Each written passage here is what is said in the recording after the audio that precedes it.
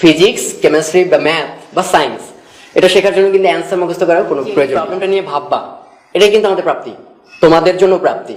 কারণ খেয়াল করে দেখো, এখন আমাদের সলিউশন বা গাইড বা সলভ শিট কিংবা যে কোনো অ্যান্সার দেওয়া আছে একটা বইয়ের পেছনে, কিন্তু একটু খেয়াল করো তো, গ্যালিলিও, কেপলার, কোপারনিকাস, ওরা যখন দেখতো সূর্য ঘুরতেছে পৃথিবীর চারদিকে, ওরা যখন দেখতো হ্যালির ধূমকেতু 76 বছর পর পর ফেরে, ওরা কার সঙ্গে অ্যান্সার মিলাবে? ওরা তো এক জীবদ্দশায় একবারই দেখে, তার পরবর্তীতে অন্যরা এসে আবার কাজ করে। সো আমাদের আসলে একটা সমস্যা হয়ে গেছে আমাদের দেশের শিক্ষা ব্যবস্থা। আমরা সবাই খালি বলি যে আমাদের শিক্ষা ব্যবস্থা খারাপ খারাপ খারাপ, আমাদের ইফেক্টিভ শিক্ষা ব্যবস্থা নেই। কিন্তু সবচেয়ে প্রয়োজনীয় যে বিষয়টা, শিক্ষা ব্যবস্থা সুন্দর করার জন্য আমাদের নিজেদেরকেও সুন্দর হতে হবে। আমাদেরকে কমপ্লিট আনসারের উপর ডিপেন্ডেন্স একটু কমাতে হবে। আসলে একটু কমানোর কথা না, কমানো উচিত কমপ্লিটলি।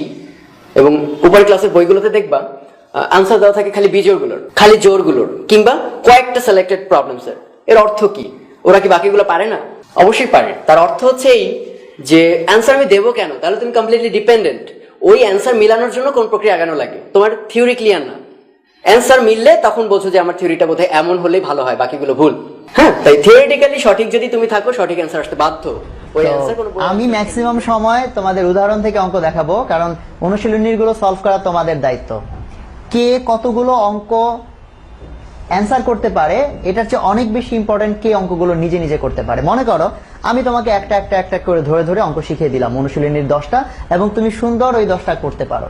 পরীক্ষার হলে যদি আসে, তুমি খুব সুন্দর অ্যান্সার করে 100তে 100 পাও।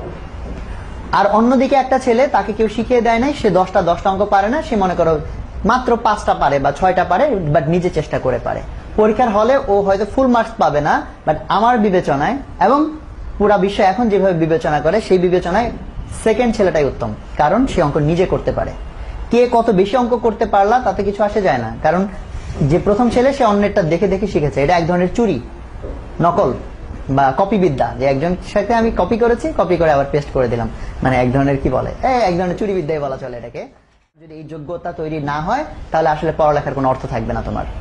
ঠিক আছে? কাজেই তোমাদের অনুশীলনীর গুলো, অঙ্কগুলো তোমরা কখনোই অন্যের উপর নির্ভরশীল হবে না। সবসময় নিজে চেষ্টা করবে।